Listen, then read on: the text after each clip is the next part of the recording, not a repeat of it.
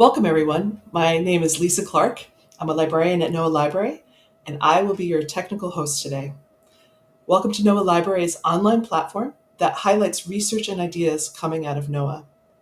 Today's presentation is part of the Research Transitions Fireside Chat Seminar Series. Fiona Horsfall, Director of the Office of Research, Transition, and Application, will tell us more about the series in today's presentation. So let's get started. The mic is yours, Fiona. One moment. Thank you. Good afternoon, everybody. This is actually our 12th Fireside Chat on research transition, so I'm very excited that you're all here. As Lisa mentioned, I'm Fiona Horsfall, the Director of OAR's Office of Research, Transition and Application. And one of our roles is to provide transition support with the objective of accelerating transitions across NOAA and simplifying the transition process in general. Our goal of these fireside chats on research transitions is to provide participants with a broader understanding of the R&D transition process for NOAA. I want to thank my staff and Lisa for pulling this together, and thank you to our guests today. The purpose of this seminar is to review the various tools that ORTA provides to labs and programs across NOAA to transition innovative technologies into use to meet NOAA's mission.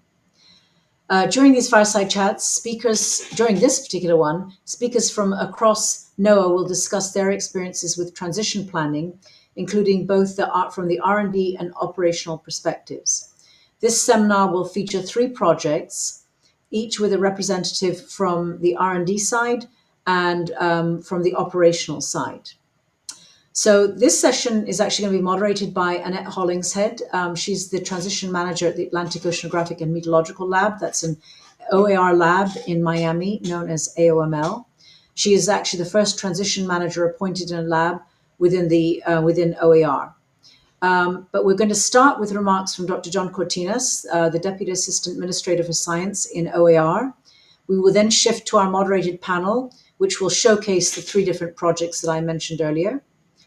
The moderated panel will showcase the 3 different projects, including, as I mentioned, one panelist from the R&D side and one from the project side. So they're paired up together. We encourage you to ask questions through the Q&A chat box. I think that's to the right of your screen. And questions are going to be sent to Lisa Clark from the Lower Library to pose to the panelists in the second half of this event. If there's not enough time to answer all the questions will be answered directly via email after the session. And so you'll see an email from Katie Geddes for that. Just as a note, on the ORTA website, we do have a feedback form. We're collecting information on transition support in general, including a question on these fireside chats to see how we can better serve our audience. So now it is my pleasure to welcome Dr. John Cortinas. Dr. Cortinas is the new Deputy Assistant Administrator. When I say new, he joined in late February, early March officially as the DAA for Science in Oceanic and Atmospheric Research. John began his career as a research meteorologist at the University of Oklahoma's Cooperative Institute for Mesoscale Meteorological Studies, working with the scientists at NOAA's National Severe Storms Laboratory on severe weather and hazardous winter weather research and applications, eventually becoming the Cooperative Institute's assistant director. After 11 years of research focused on improving hazardous weather products and services, John became the director of NOAA Research's OAR Cooperative Institute program. In 2010, John was tapped to lead the Weather Program Office, and most recently, he led the AOML office in Miami that Annette is from 2019 to 2024, where he oversaw an expansive science portfolio in that role that focused on studying the weather, ocean, and ecosystems in the greater Atlantic region. John is a member of several scientific organizations that work to improve diversity within STEM, such as the Society for the Advancement of Chicanos and Native Americans in Science, Out to Innovate, Latinos at NOAA, and NOAA Pride. John is the recipient of numerous honors and awards, including the prestigious Presidential Rank Award for Meritorious Service. He is also a fellow of the American Meteorological Society. So, Dr. Cortinas, the floor is yours. Again, thank you everyone for joining. As Fiona mentioned, I'm John Cortinas. I'm the Deputy Assistant Administrator for Science in OAR. And one of my responsibilities is to oversee ORTA, the Office of Research, Transitions and Applications. And that office is largely responsible, as Fiona had mentioned, for managing our transitions within our line office, as well as assisting others in other line offices. And so I wanted to provide just a few remarks to recognize the importance of managing transitions. Since the NAO for transitions was created in 2016, we've done quite a bit of work within OAR to help improve the transition process of research into operations. We recognized very early on that OAR conducts some outstanding world-class research. And many times that research makes its way into operations and provides great benefits to NOAA's mission. But at times, there's also challenges in which moving that research into operations was difficult. And so we found that there was a need to actually recognize the process in which research transitions into operations. And that is actually a separate process. And for too long, there was an assumption that if you could conduct research, you could easily transition to operations.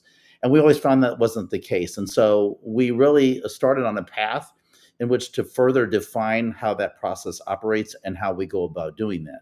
And so the NAO in 2016 was a good first start within NOAA to formalize the recognition of the need for such a process, and with a corresponding handbook that's gone along with it. Since then, there's been revisions to the NAO, and the Science Council within NOAA also pays quite a bit of attention to our transitions. And so what I recognized, both in my experience previously as director of the Atlantic Oceanographic and Meteorological Laboratory and OAR's Weather Program Office, is that if we were to be serious about transitions, we needed to not only rely on our scientists to manage the process of transitions, but instead we had to dedicate resources to the process. And so in both of those offices, I brought on a full-time transition manager that could help and work with scientists and operations side to manage that transition and deal with a number of issues that may arise. And so I think it's important for us not only to manage the transitions, but as a leader to understand how the transitions are progressing. And so what I'm really excited about in today's conversation is to understand the tools, to understand a little bit more about the transitions that are occurring within NOAA. And something that we should constantly do is to evaluate how our processes are actually working. Are there ways to make them more efficient? Are there ways to maximize that transition process? And so I'm looking forward to hearing from our speakers and the conversations, and hopefully you will too. Thank you very much for attending. Thank you very much, Dr. Cortinas, for your remarks. Now, to move ahead, I'm very pleased to introduce Annette Hollingshead, who will moderate our panel discussion. In 2020, as John mentioned, actually, Annette Hollingshead joined OAR's AOML to support their hurricane research, physical oceanography, and ocean chemistry and ecosystems divisions as the first dedicated transition manager at a NOAA lab.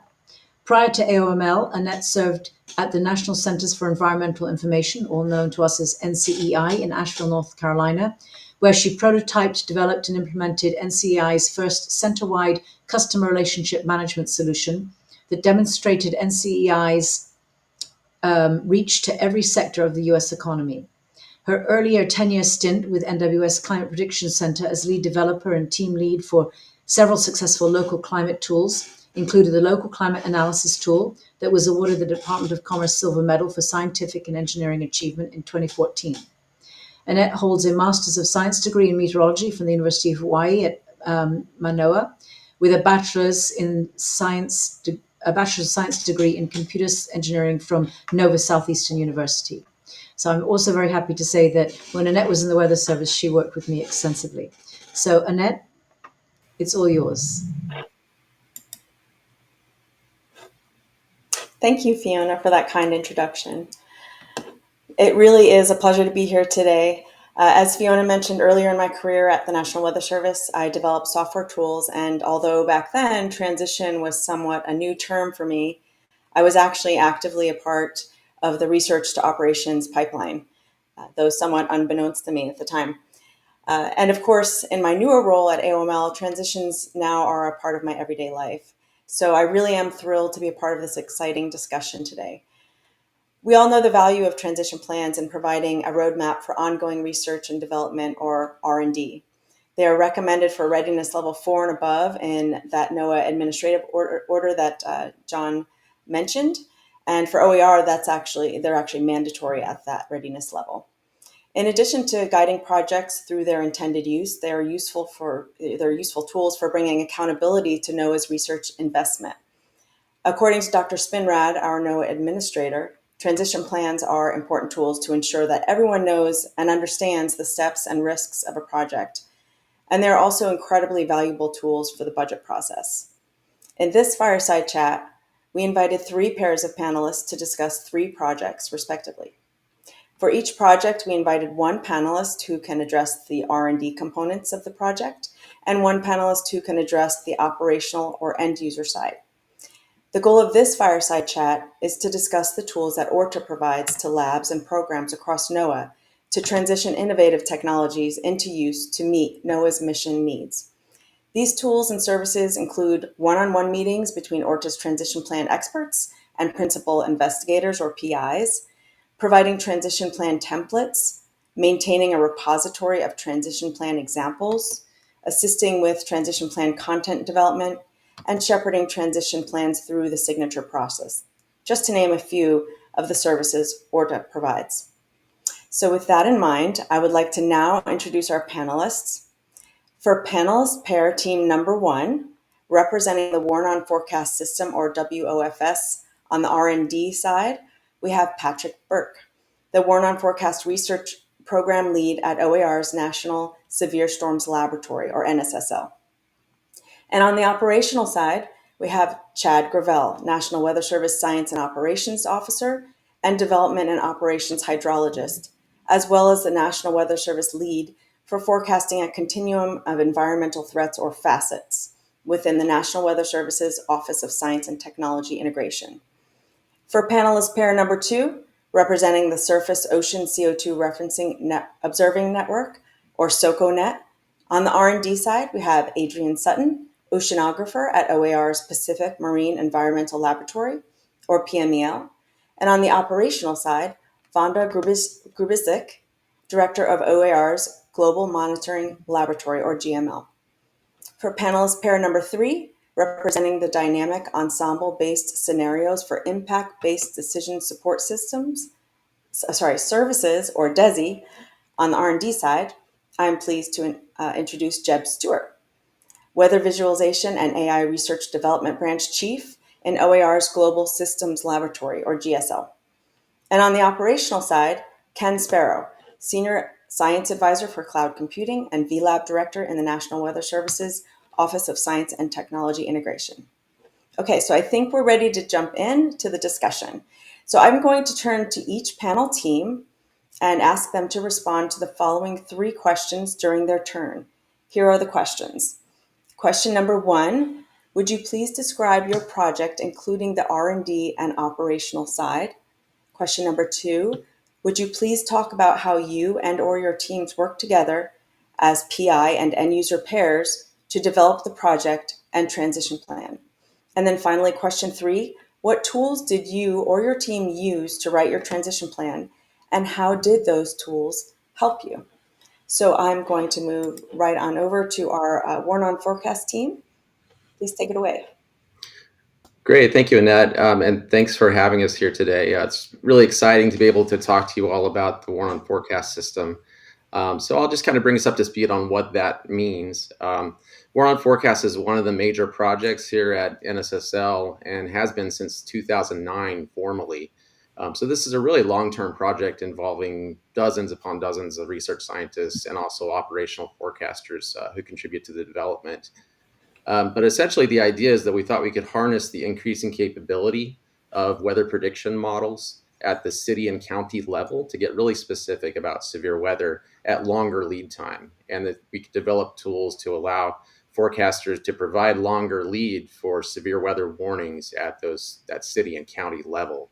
And that lead time has typically been limited because the primary tool is radar and also strange spotter reports. So that pretty much requires that a severe hazard be detected. So we call those detection methods. And so that's where the name War on Forecast comes from. If we can provide a numerical prediction model that allows forecasters the confidence to issue warnings earlier based on the scenarios and the trends that they see in the numerical guidance, then they could perhaps warn on forecast rather than detection. And so, of course, forecasters have been using numerical models for decades for a lot of what they do in prediction at 6 hours all the way out to 7 or 8 days. But there had never been a numerical prediction model or ensemble system that was designed specifically for severe weather warnings, which you can think of as the time essentially after a watch is issued and then down to when warnings are being issued. So to tackle that, we developed a system that is ensemble based. So we designed the War on Forecast system, which we call WAFs, to make probabilistic predictions of these individual storms at the city and county level. We run 18 forecast members forward. And the key, the real secret ingredient here is that our group developed rapid data assimilation. So every 15 minutes, that system is reading in the latest radar and satellite data to have a really accurate assessment of where the storms are now, what their characteristics are, to be able to project them forward. And so all along this, that's the one key component is the radar and satellite data assimilation. But the other component of this is that it's really groundbreaking to have a system designed specifically for severe weather operations. So we knew early on, and I think we did a good job of this in War on Forecast, and it's something we feel strongly about at our lab in general, involving the end user early in the development process. So since 2017, we've been experimenting in real time with National Weather Service forecasters, whether it's in our NOAA hazardous weather test bed here in Norman, Oklahoma, or just in real time experiments in general. And I think that's where Chad can probably add more to the discussion here. Yeah, and because NSSL is co-located with the Norman Forecast Office, those meteorologists also got to got to experience the Warn on Forecast system really early. And through their successes and their feedback, when I was at Southern Region, which I was for about 4 years as a techniques development meteorologist, we started to brainstorm and think about how what ways we could take that Norman experience, because like the Warn on Forecast team would literally just go downstairs and they would go into the forecast office and work with them side by side. So we started a Google chat room with about 7 or 8 offices in the Southern Plains. One of them was the Norman office included. And the developers got in that chat room and they worked with the meteorologists when the Warn on Forecast system was running. And it was basically the closest thing to having them there. This was at the end of COVID, so we still had limitations. But it was the dedication of the Warn on Forecast team that allowed that to be really successful, because they would basically answer questions within seconds to minutes. It was literally like they were there. So we did that in 2020, 2021. In 2022, we expanded that chat room across all of Southern Region. So every forecast office was involved. So when the Warn on Forecast system and domain was over those areas, they would be engaged and we would let them know that it was happening. And then in 2023, we expanded that throughout all of the whole United States. So all of the CONUS, just to get more people's eyes on it and more reps.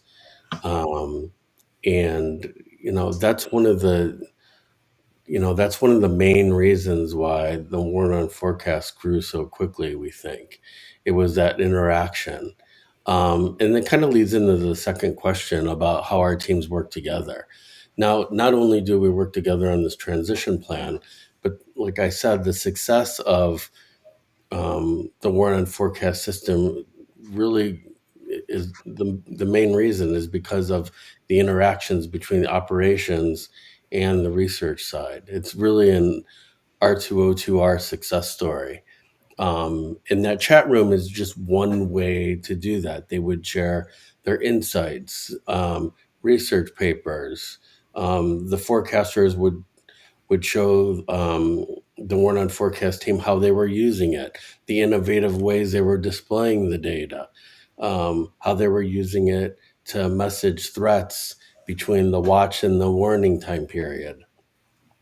So it's really working together is essential for these projects, and it's really essential to lay the groundwork on then starting to write a transition plan and moving forward in that area.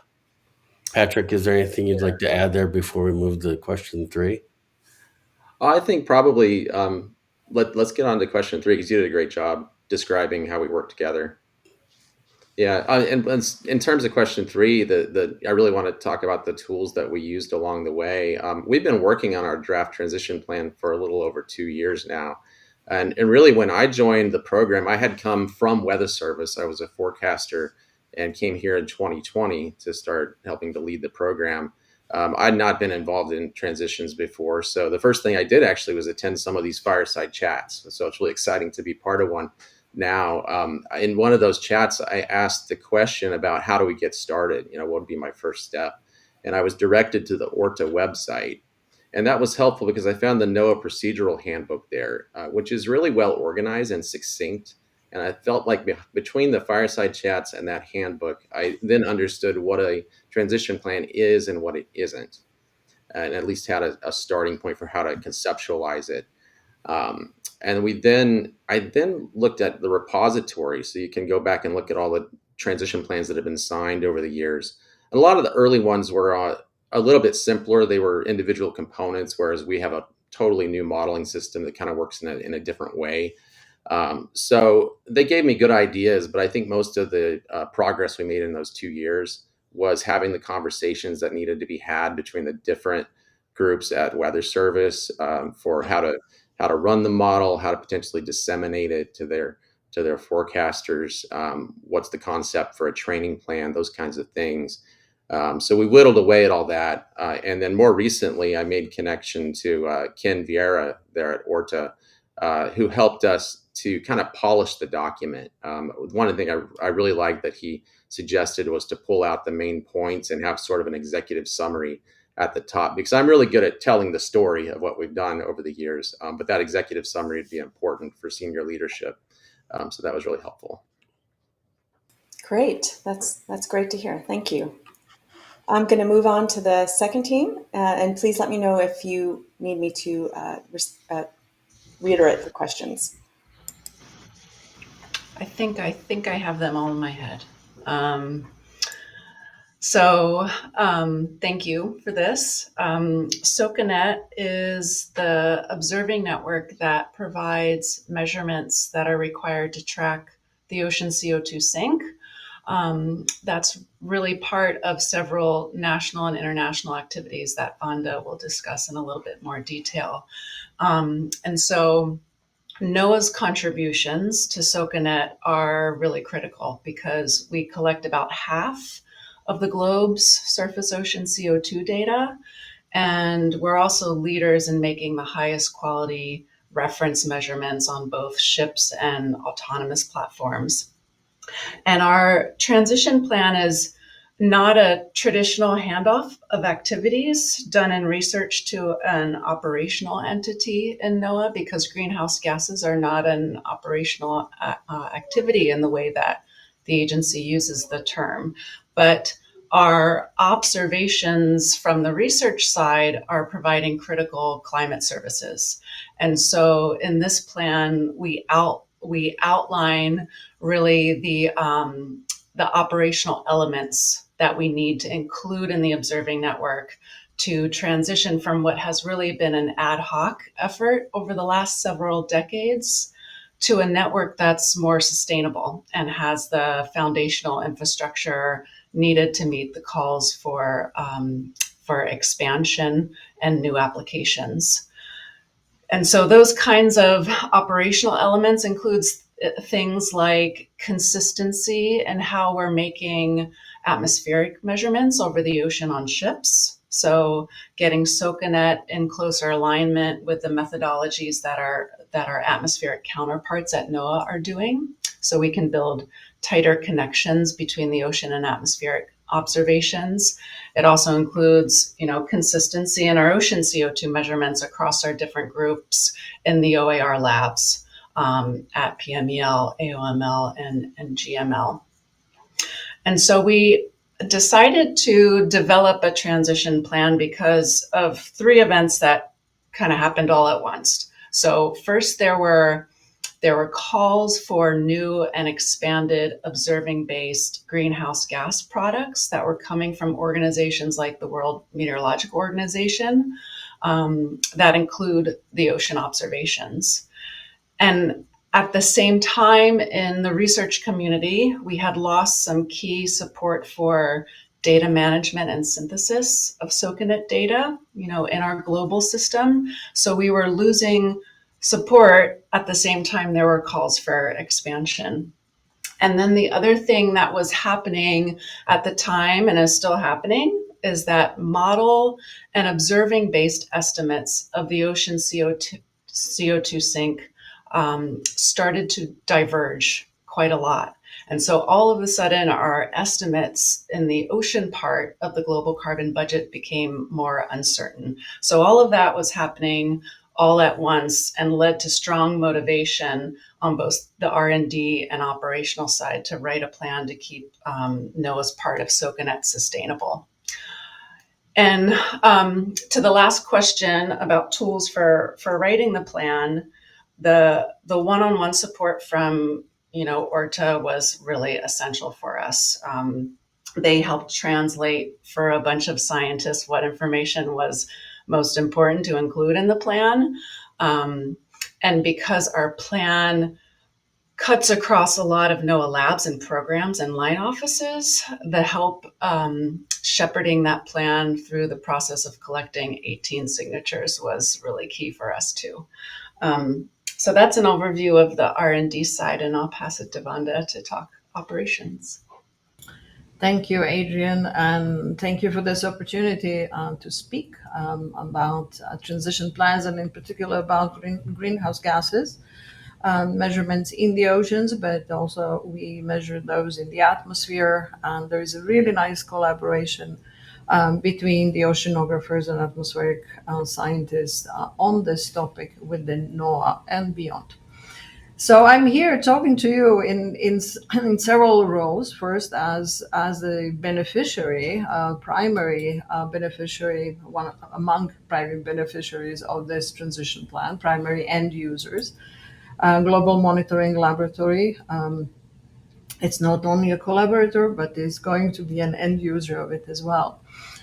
Also, I'm here as the lead of the NOAA GAG monitoring team, which has been established since June last year, and that is bringing together experts in all topics related to measurements and monitoring and research topics related research topics within NOAA. This is the team that currently has members from within OAR and NSSL.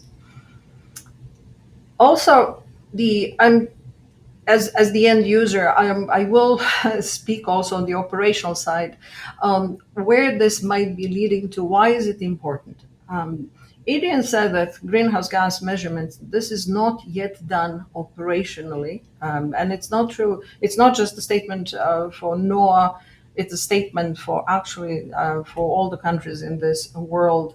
The GAG measurements are still deeply within the research environment. However, we are all driven by the things like the Paris Agreement and the activities at the national level, such as the a national strategy for greenhouse gas measurement, monitoring and information system that was rolled out in November last year. And WMO initiative, Global Greenhouse Gas Watch, that was just endorsed by the WMO Executive Council in June this year. All of these initiatives at the NOAA level, at the national level, at the international level are aiming at transitioning this activity from research to operations. And so the SOCONET plan was written with that vision in mind, in that transition in mind, and so that was a foresight that this team had to position NOAA well in this environment, in this rapidly, I should say, rapidly evolving environment. So, as someone who has served on the study group, WMO study group, that for the formulation of the Global Greenhouse Gas Watch, I was in a position to involve a number of NOAA scientists, including Adrian and many on the SOCONET team, in writing the implementation plan for G3W, Global Greenhouse Gas Watch. Currently serving on the interagency working team that's putting together the prospectus for the implementation plan that follows the national strategy. Will be in the same position to speak for the importance of both the ocean and atmospheric measurements and the study of the natural system. So that is an important point to make, coming back to Adrian's statement about the ocean being an important sink for CO2.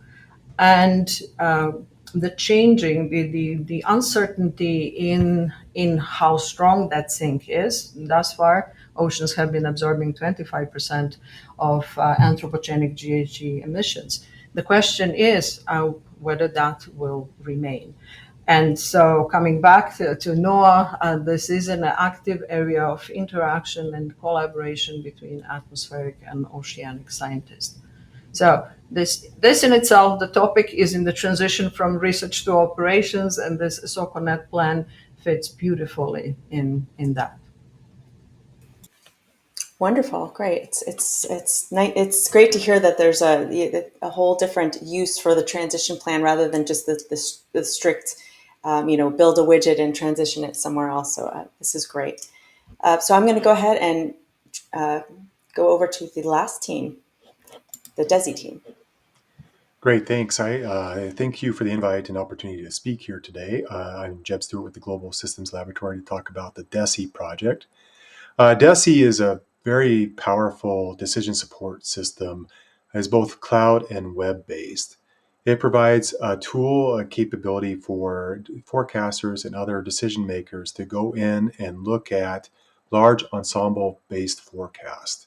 And what I mean by that is that they can go in and they can look at the probability of different events occurring from those ensembles, as well as timing information. It really provides capabilities to look at different scenarios of how our future weather might evolve and let them understand the forecast as well as communicate that forecast out to end users. As part of our research and development here, we had 3 different areas that we really looked at in terms of our research. First was in terms of the data. The ensembles are rather large. They can be difficult to transfer from system to system. And so we were looking at tools and capabilities to quickly process and make that data available.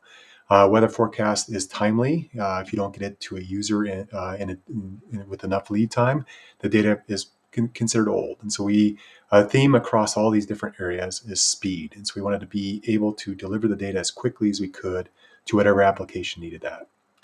A second aspect of research and development was the visualization. So how do we develop these tools and capabilities of what people want to extract from ensembles? And part of this goes back to research that was done by social behavioral scientists to look at how they interpreted information from ensemble forecasts. And so some of the earlier work, even before DESI was a project, was looking at creating different graphics, creating different visualizations to communicate things such as timing, probability, the spread of ensembles, and how users interpreted that, and in improving those graphics based on some of that feedback. That's definitely gained a lot more momentum more recently, and so that's very helpful here as part of that process, is understanding the end user needs and how they'd interpret that information. It helps us build a better application. The last aspect here of research was also our use of cloud technology. So we wanted to create a cost-effective solution, so we looked at using something we call cloud native, so using the tools available within the cloud to be able to process this data, to be able to host our services that create the visualization. And so we spent a lot of work developing a very friendly cloud native solution that automatically scales on demand. So as data comes in, we're able to use a lot more compute to process that data. And if there's no users on the system or no data coming in, we're able to scale down. So keeping our costs very low to deliver a very cost-effective solution here. One of the things that is part of this transition here, so we're currently working on a transition plan for this project. We have a letter of agreement on how we operate together, but we have a planning meeting upcoming where we'll discuss more about what goes into this transition. But a big advantage, I think, for our team here is that we're using a lot of the similar tools. So we're talking a similar language and how these things are deployed, how these things are set up within the cloud. And it makes it really easy for us to develop a new feature or capability and hand it off as part of that transition. And Ken and his team are able to take that on and make that available to all the broad users. And with that, I'll turn it over to Ken to kind of talk about more of the operational aspect. Yeah, thanks for inviting me today. So we're really excited about the DESI project and offering that to the Weather Service. As Jebb mentioned, it's a project that's in transition at this point in time. We're offering it for the last 2 years. Initially, it was a subset of WFOs in a prototype type mode, and that letter of agreement or line office agreement was key there, and then also under OSTI, we've got the R2O group that Chad's part of, and Nicole Kurkowski and Wendy Sellers. And so they've part of our annual operating plan are 2-pagers for the DESI. And so that's been generated for the last 3 years. It kind of forms the initial basis for the transition plan. And there's a workshop that's scheduled for it's a 2 half days in November that they're going to be formalizing the transition plan, and I'm sure that the ORTA templates and examples will be a key part of that. So what are we doing? As Jebb said, we're offering these services, and we've collaborated substantially using similar technologies, using VLab and the services in terms of issues and Kubernetes on the back end with containers, and leveraging the prototyping that GSL has done. And and we're really looking forward. We're offering new services in support of these transitions, like agile software development, and GitLab is a new service that we're offering. So I think, so let me see if we've hit anything else. I think that's it. So on our end.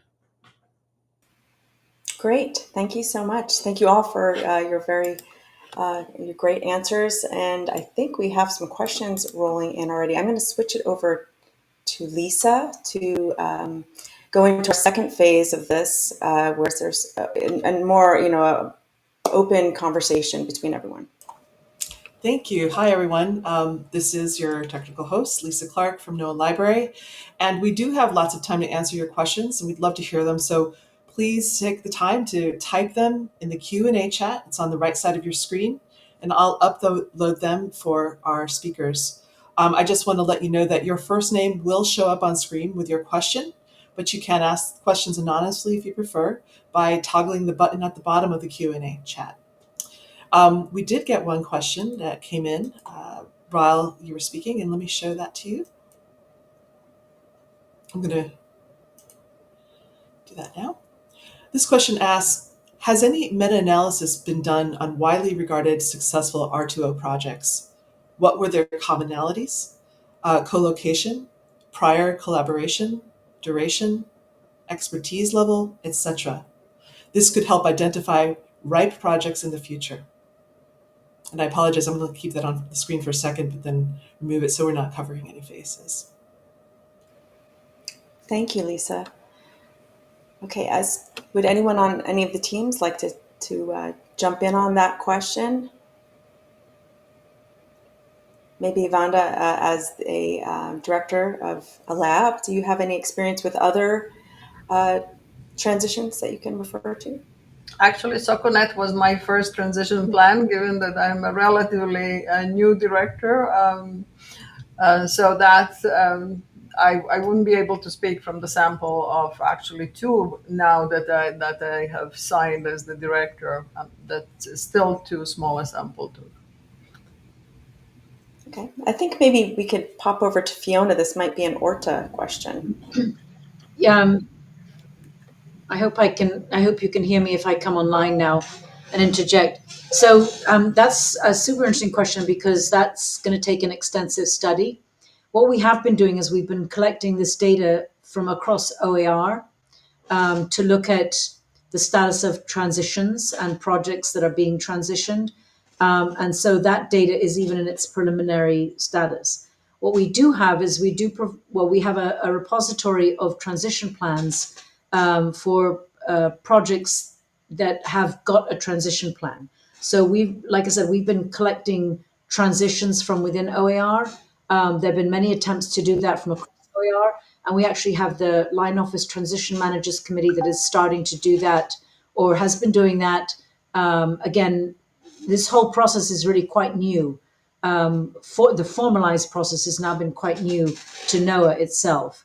I'm going to say that a lot of these projects, it's ad hoc. We're not tracking collaborations and things like that. That is for independent researchers to work with their end users on developing those collaborations.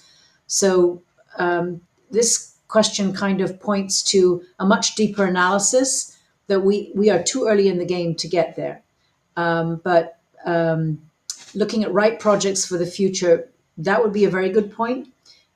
We actually look at what we call bridging projects as well, projects that are, at an RL8, almost able to cross that valley of death into operations.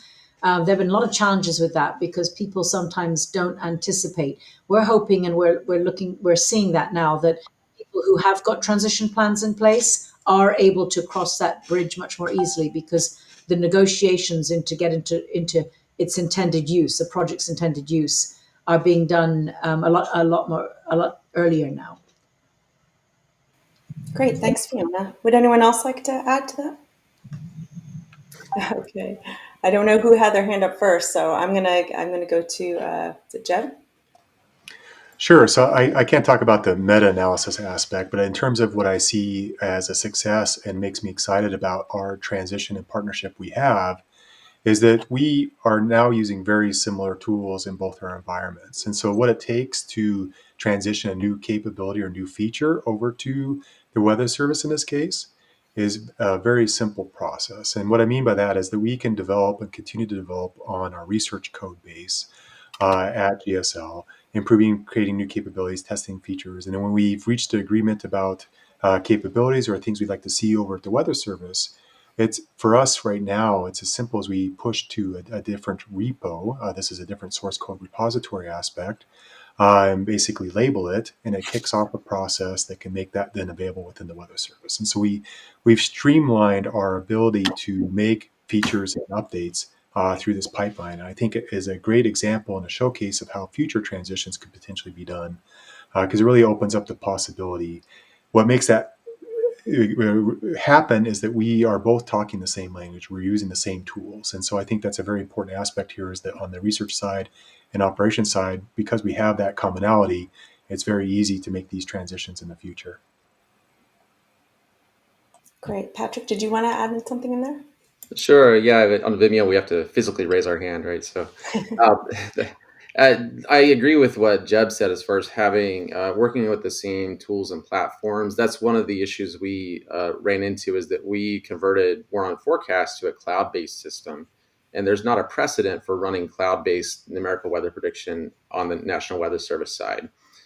So that's one of the hurdles, and one of the things that's kind of baked into our transition plan is to explore that business model of numerical modeling on a cloud-based system. And it's essentially, it all boiled down to, we need to tackle that in not only a logistics sense, but also in a governance sense, as to what entity on the Weather Service side would have the expertise to run a cloud-based system or is building that expertise.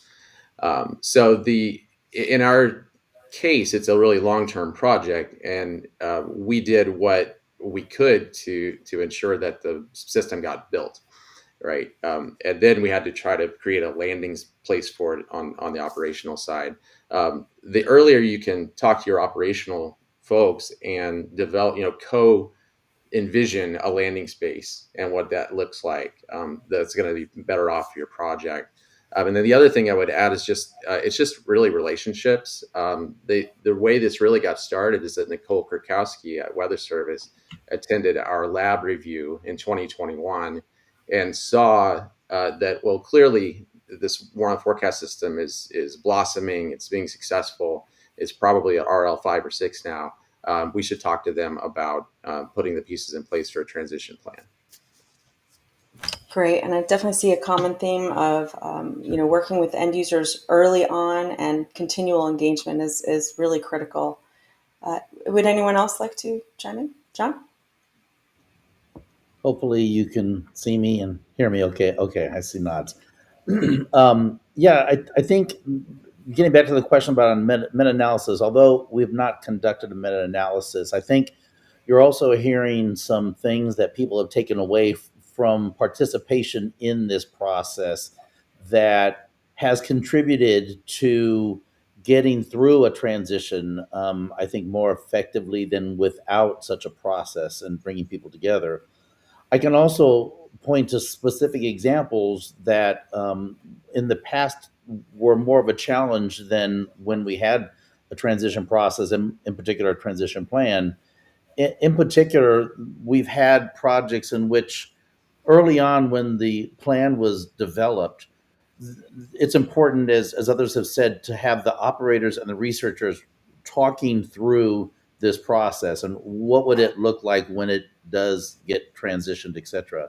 And so that information is put into the transition plan so that both parties can essentially come to an understanding how this will progress.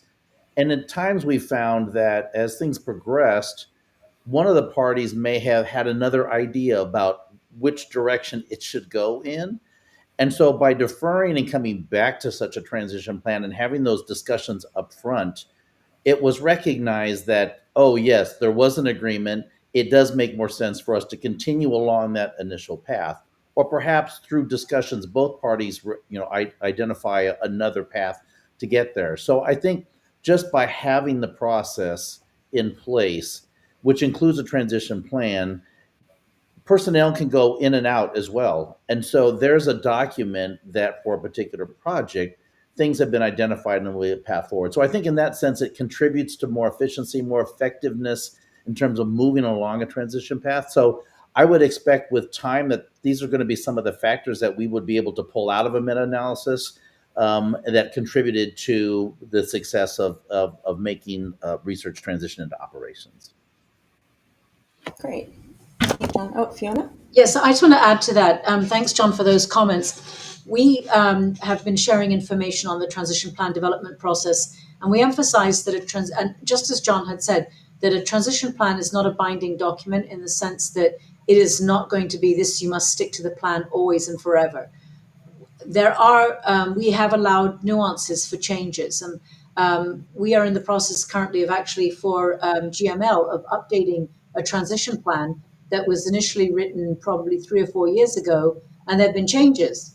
And so we're updating that transition plan. So I think the important thing is that you're talking early to an end user such that you're not getting something developed early that does not meet somebody's mission need. So you're having that discussion very, very early. Thank you. Great. Thank you, Fiona. Great discussion. I think, Lisa, do we have another question? Yes, and thank you, Michelle, for that fantastic question. This next question is from Jack, who asks, the R&D projects appear targeted to mixed destinations. Operations R2O, commercialization R2C, applications R2A, and other uses R2X. Is there a list of projects and which destination each is targeted for? And let me hide that from the scene. Great question. Would anyone like to take a shot at that one? Fiona? Sorry, I think that these are more general questions about transition plans. And as I mentioned earlier, we're in the process of collecting that data for OAR. And all those categories that Jack listed are what we would call R2, actually R2X, but we couch them as research to its intended use. So whether it's you're intending it to go to the commercial sector, or whether you're intending it to go anywhere, the transition plan does help identify that. So we are, like I said, in the process of collecting that information for OAR. We are seeing more emphasis in other line offices of NOAA that want to track transitions. And I know the Weather Service does very carefully track transitions as well. We're seeing that now from fisheries and from the Ocean Service. So more than likely in the future, that will be something that we'll have. And that's interesting that you should ask, both of you should ask questions that are related to the collecting the data, collecting the metadata, and we're working on it. Yeah, and I think it seemed like from the discussions here today that the Warn on Forecast talked a lot about the successful R2O and O2R components, and the DESI program is more the project is more the R2O, whereas SOCONET is kind of more unique as the R2A, application or something along those lines. Can anyone speak to more of that, or does anyone have any commercialization examples or anything else they'd like to speak to? Yes, Adrian. Yeah, I'll just add that for SOCONET, these transition plans are living documents, and I think that's going to be really important for SOCONET in particular, because as Vanda said, the greenhouse gas landscape in terms of national and international structures and approaches is changing rapidly. And so it may be that, as this transition occurs over the next 10 years, that some portions of what we talk about in this transition plan end up in different destinations. You mentioned commercialization, our greenhouse gas instruments, because of all of this increasing need and interest, are changing rapidly. And so that could be a component that gets added to it. So yeah, I just wanted to bring up the importance of adapting and changing over time. Great. Vanda? And to continue on that theme of evolution and changes, I foresee that as we are working on formulation of the NOAA operational monitoring system that includes both observations and inverse modeling, essentially a modeling that goes from measured concentrations into emissions, which is what everyone is really after, greenhouse gas emissions. As we are working on developing that system and running it in an operational mode, it might still be within NOAA research, but being run in a more operational mode. I foresee a transition of the SOCONET element of it as being one of the data streams that flows into that system. So again, this is the beautiful part about the transition plans, that they're living documents, and they can evolve, they can fork, and provide a framework for sustained efforts in a certain area. Great. That's actually a good segue to a question I have. We're talking about transition plans as being living documents. And Fiona talked about one that was 3 years ago that needed updating. Do you find have you all gone through updates of your transition plans, or how do you manage that? What kind of things have changed over time, and how do you manage that in a transition plan?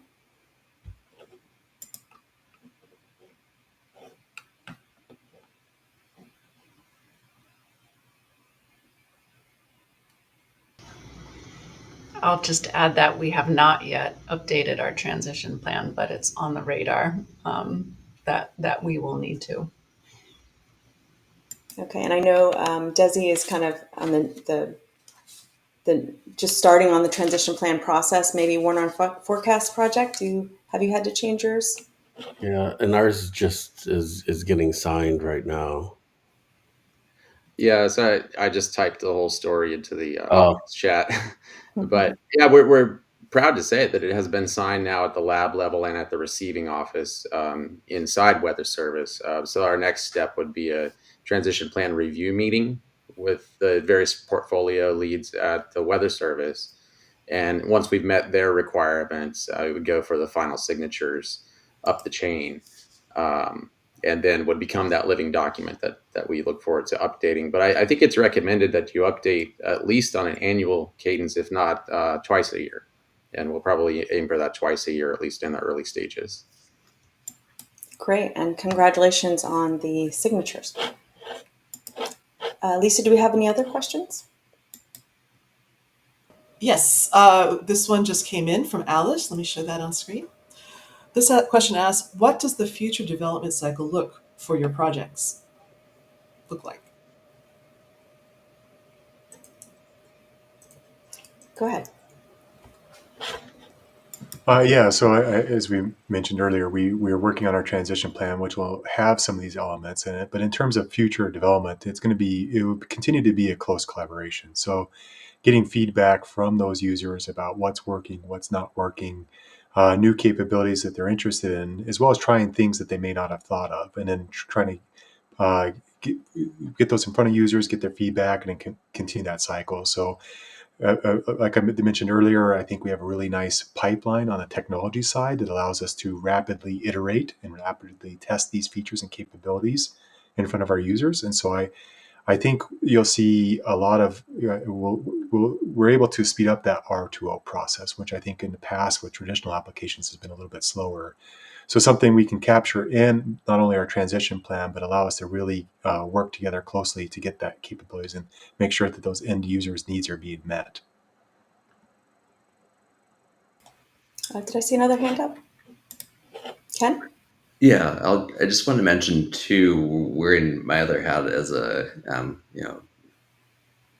expert on the cloud and moving in that direction is the importance of the cloud. And as the weather service transforms, and the cloud is a big component of that, having a pathway towards operations that is not just on the operations side, but obviously coordination within OER on the research side, and having processes and governance that allow for a smooth transition. So I know that this is an issue for the Warner on Forecast system, and it's playing a role. And I think the role of the cloud and being a platform where you're not just on-prem, but it has a possibility for having standardization across NOAA. And I think that's going to be really instrumental to the success of NOAA and these transitions moving forward. Great point. yeah, and one thing that I would add as well is the Warn on Forecast project and the DESI project.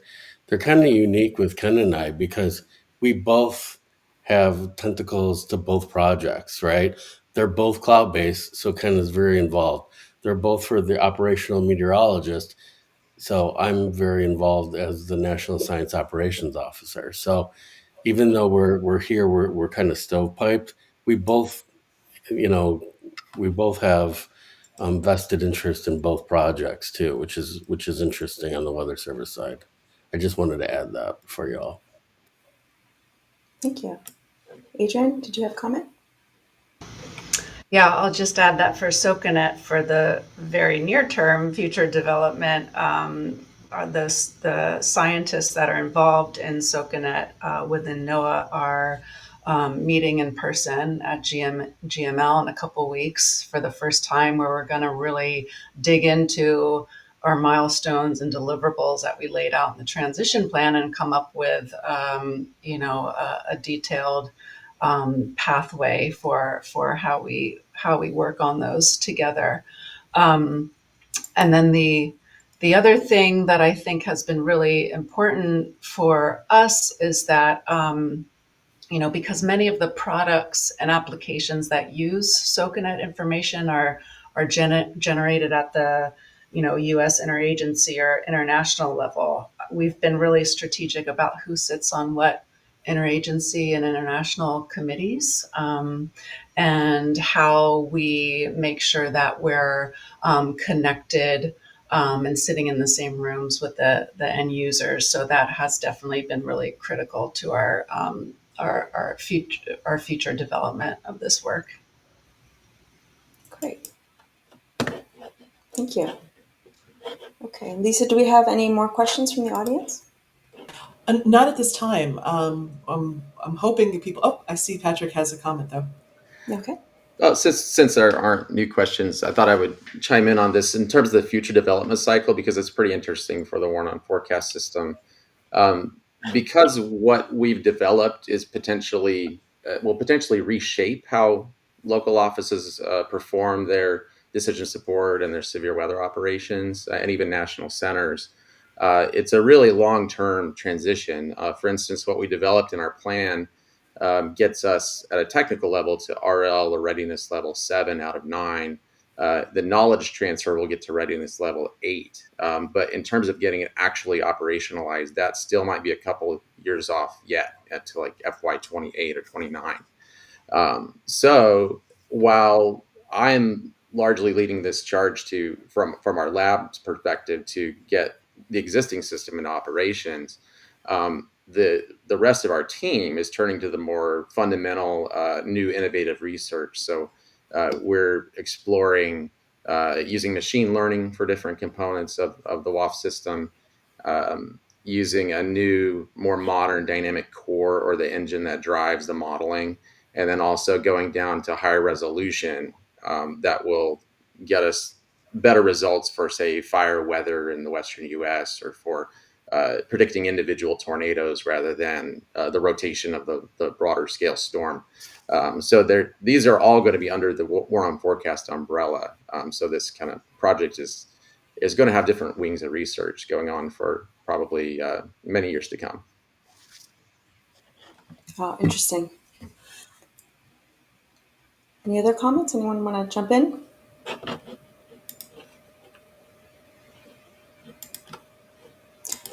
I'll ask another question then.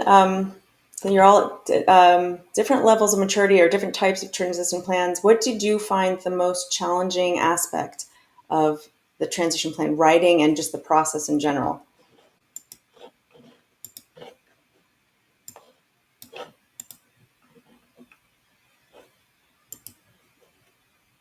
It was super easy then, I guess.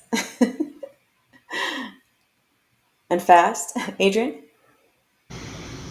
Yeah, I will say, it didn't feel that onerous on my side. Our group had been thinking about doing this work for several years, and this was the tool to help us do it. And, in terms of challenges, I'm sure it's the same with everyone else here, but, finding the time to do it, I would probably say was the biggest challenge. But like I said, it was not as onerous as one may expect. Great. And you had Orta guiding the way too as well, right? So you had a lot of help with Orta. Exactly. Great resource. Any other challenges? I think for Warn on Forecast, it was challenging to communicate really what the system entails and why it's not like other numerical models that already run in operations. Because the output, depending on what field you're looking at, it might seem as though, well, this is a storm scale model. We've seen those before. But the rapid update cadence, the ensemble nature of it, the fact that it's regional, running on the cloud, all of these things are new. And so they don't necessarily fit nicely into the way that models are traditionally run on the Weather Service side. And so to communicate all of that to the right people took several meetings over many months. to get it to where it was really well understood on both sides, where we needed to come together, and not only the logistics of how to run this thing, but also how to budget, who's going to work on it, who's going to run it on the Weather Service side. So getting the financial pieces to meld with the logistical pieces was quite a challenge that took us a while to talk through. Right. Vanda? So that to continue on what you just heard, it is scientists who are writing these the plans for the most part, but it's a very different writing than what scientists usually do in writing their scientific papers. So somewhat akin to a more closer to a proposal than to a scientific report or a scientific publication. And so one of the challenges from my sample of two that I reviewed is being succinct, address all the right elements, but do it in a succinct way because the document is not intended to be overly long.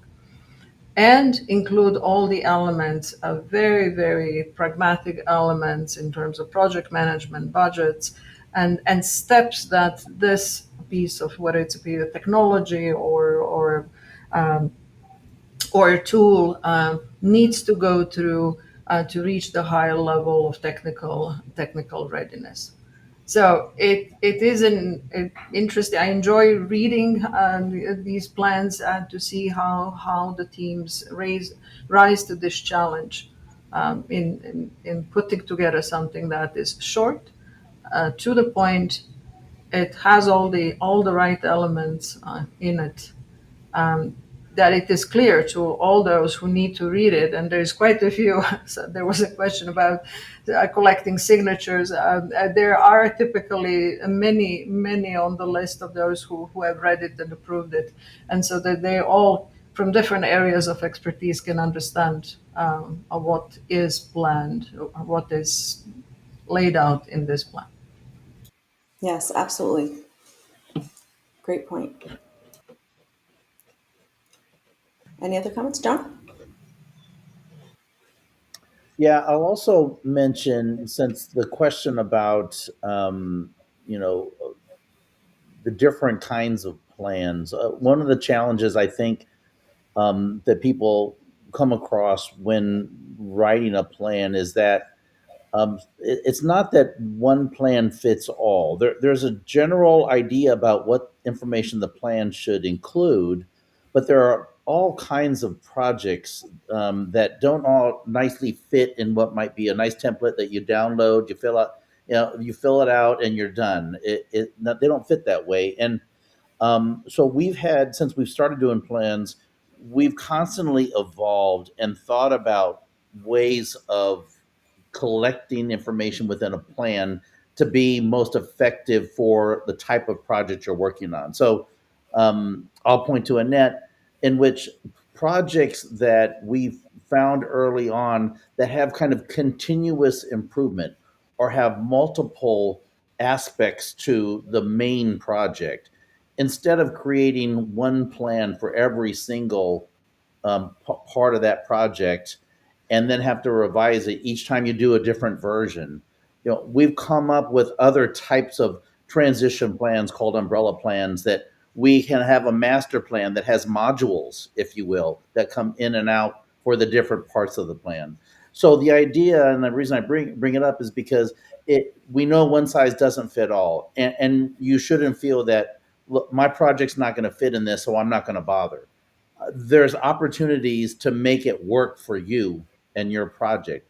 And so I think those are the kinds of things you want to discuss with others that have been involved with looking at transition plans in with your leadership, and think about what works best for you and your project, because each project might not be the same, but really the intent is to help you, as both the researcher and those that are transitioning work, to help plan this together. And I think there are a number of ways to do that. Yeah, and I'll add that, in the several years that I've been at AOML and developing transition plans, there's an evolution in that as well, not only in the development of the plans, but the whole process. And every time I try to develop another transition plan, I try to improve it and streamline it. And as John mentioned, creating modules to make it a little easier to update all the time. And just as soon as I develop one that's I think is great, this is going to be a great template for the next one, I get to the next project, and it's a whole different flavor. You have to kind of really adapt to it. But getting back to Vanda's point, that as long as the plans really have those key points in there, that's really the critical part. So I think being really flexible as you approach the process is really key. I wanted to. I want to add one thing quickly, Annette, that I've put in the audience chat there that we have several different templates available, and those can be modified at any time, because we certainly understand that there's no one size fits all. We do have the basic. We have an online Google form that you can just fill in. It spits out your transition plan that then you can reshape or whatever. And then we also have been working with Annette to look at the modular transition plan, the umbrella transition plan, all types of transition plans. There's some basic information that needs to go in there, like who you are, what you're planning to deliver, who's your end user, but the nuances in the middle are really quite vague. We offer one-on-one support developing transition plans. Thank you, Fiona. I wanted to just quickly bring attention to one comment that came in through the audience chat from Simone, who was addressing this issue, who says, I will add to what Adrian said, that for another transition plan I am involved with, not finalized yet, a major challenge was first understanding what was meant by transition for an ocean forecast model that was not going to be transitioned to a different operator, for example, National Weather Service. We do have one last question from the audience. I wanted to share this, and this is just directed specifically to Fiona, from Andrea, who asks, so when there are multiple signed transition plans, different PIs, how is it decided which to move forward with? So we are not the transition police. And so our objective in ORTA is to help you develop a transition plan. We're going to, as we've discussed, we're going to change the content as needed to meet your particular needs. We are not going to be tracking you. So if you're working between OAR and NWS, it's ultimately NWS that decides whether to implement the product or not. We are not going to be policing that.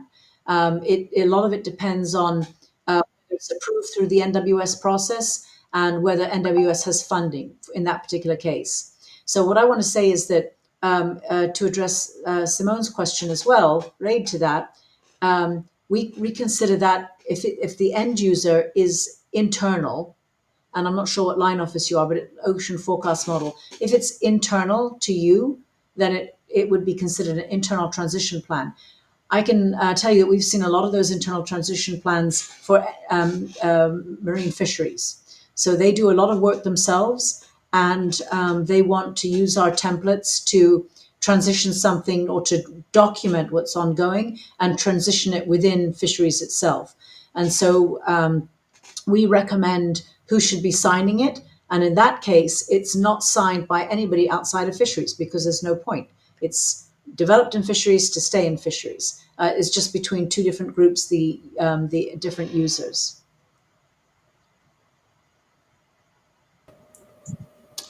Great. That looks to be our final question from the audience. Any last any comments?